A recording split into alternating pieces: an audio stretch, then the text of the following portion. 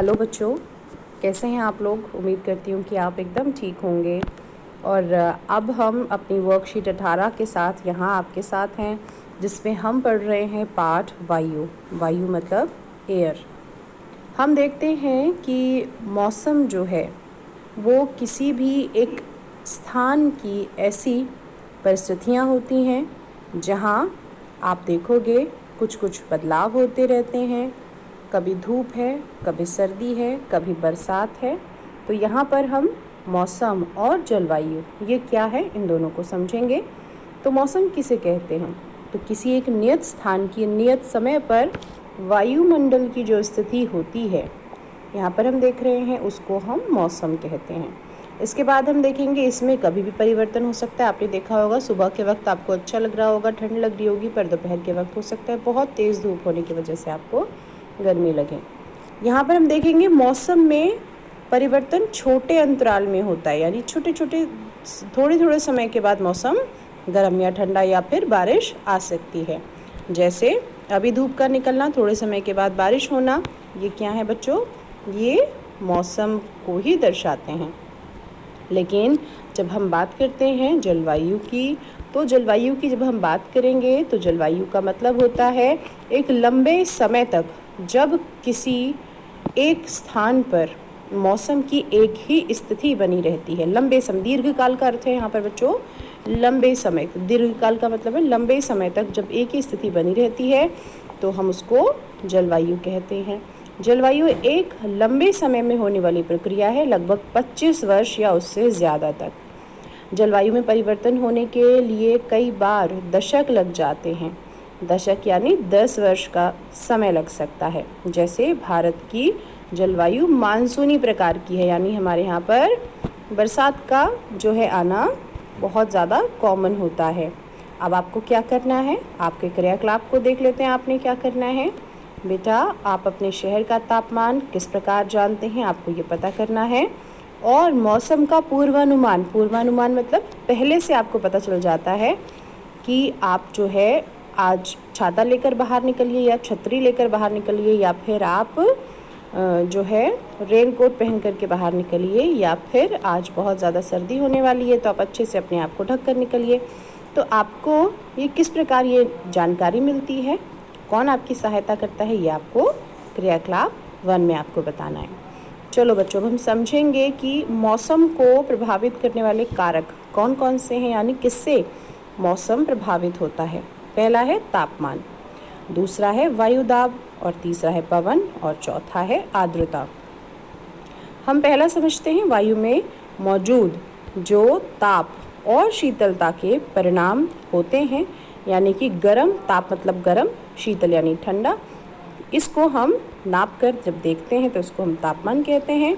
और वायुमंडल का तापमान केवल दिन और रात में ही नहीं बदलता, बल्कि ऋतुओं के अनुसार भी बदलता है। शीत ऋतु की अपेक्षा ग्रीष्म ऋतु ज़्यादा गर्म होती है। और आतपन एक महत्वपूर्ण कारक है जो तापमान के वितरण को प्रभावित करता है। सूर्य से आने वाली ये ऊर्जा जिसे पृथ्वी रोक लेती है, आतपन कहते हैं। आतपन यानी सूर्य ताप की मात्रा भूमध्य रेखा से ध्रुवों की ओर घटती है। यानी अगर हम अर्थ को देखें, पृथ्वी को देखें, तो वो कैसी होती है बच्चों? वो गोल होती है। तो अगर पृथ्वी गोल है तो इसके बीच वाले भाग पर जो गर्मी है वो सबसे ज़्यादा होगी। और अगर हम कोनों की तरफ जाएं, इस तरफ जाएं या फिर इस तरफ जाएं, यानी इस तरफ और इस तरफ जाएं, तो हम देखेंगे यहाँ पर गर्मी कम होने लग जाती है। इसके साथ ही हम देखेंगे इसीलिए, इसी कारण से जो ध्रुव हैं, जो हम यहाँ पर देखेंगे, जो दोनों इसके अर्थ के जो दोनों ध्रुव हैं, इसको हम ध्रुव कहते हैं, ये दोनों क्या हुए हैं? बर्फ से ढके हुए हैं। यदि पृथ्वी का तापमान अत्यधिक बढ़ जाता है तो ये इतनी गर्म हो जाएगी कि यहाँ पर कोई भी फसल नहीं उग सकेगी। गाँव की अपेक्षा शहरों का तापमान ज़्यादा होता है, क्योंकि शहरों में जनसंख्या ज़्यादा होती है और यहाँ पर वाहन यानी आपकी गाड़ियाँ, फैक्ट्रियाँ और अन्य क्रियाकलापों की में ईंधन की खपत गांव के मुकाबले ज़्यादा होती है। अब अगले बिंदु वायुदाब पर अब हम आ जाते हैं। वायुदाब क्या होता है इसको हम समझेंगे। पृथ्वी की सतह पर वायु के भार द्वारा लगाया गया दाब वायुदाब कहलाता है। जैसे कभी आपने देखा होगा जब हवा चल रही होती है तो आप पीछे की ओर धकल जाते हो, तो आपको धक्का लग जाता है, तो आप ये देखिएगा ये क्या है? ये वायु का दाब है। समुद्र के स्तर पर वायुदाब सर्वाधिक होता है और ऊंचाई पर जैसे जैसे हम ऊपर जाते रहते हैं ये क्या होता है, ये दाब घटता चला जाता है, जिस कारण से ऊंचाई पर जाने पर वायु में ऑक्सीजन की मात्रा कम हो जाती है और अत्यधिक ऊंचाई पर वायु का दाब या फिर ऑक्सीजन की कमी के कारण व्यक्ति बीमार पड़ सकता है या उसकी मृत्यु हो सकती है। जो पर्वतारोही होते हैं यानी जो पर्वतों पर जाकर चढ़ते हैं, इसी कारण से अपने साथ ऑक्सीजन सिलेंडर वो लेकर के जाते हैं। वायुदाब का जो क्षितिज वितरण है वो किसी स्थान पर उपस्थित वायु के ताप द्वारा प्रभावित होता है। अधिक तापमान वाले क्षेत्रों में वायु गर्म होकर ऊपर उड़ती है क्योंकि हल्की हो जाती है और ये निम्न दाब वाला क्षेत्र बनता है। निम्न दाब में बादलयुक्त आकाश यानी वहाँ बिल्कुल बादल नहीं होते हैं और नम मौसम के साथ जुड़ा होता है। और कम तापमान वाले क्षेत्रों की जो वायु ठंडी होती है, ये फलस्वरूप ये भारी होती है। जैसे आप खुद देखिएगा, आप जब देखेंगे जब आप पानी उबालिएगा तो उड़ते वक्त वो पानी उड़ जाएगा, वो हमें महसूस भी नहीं होगा, लेकिन जब हम उसे रोक देंगे तो वो भारी हो जाता है। तो भारी वायु निमज्जित होकर उच्च दाब क्षेत्र बनाती है और उच्च दाब के कारण स्पष्ट और स्वच्छ आकाश हो जाता है। यहाँ पर हम इन चीज़ों को समझ सकते हैं। अब हम ताप मापी देखते हैं कि हमें तापमान को नापने में कौन मदद करता है।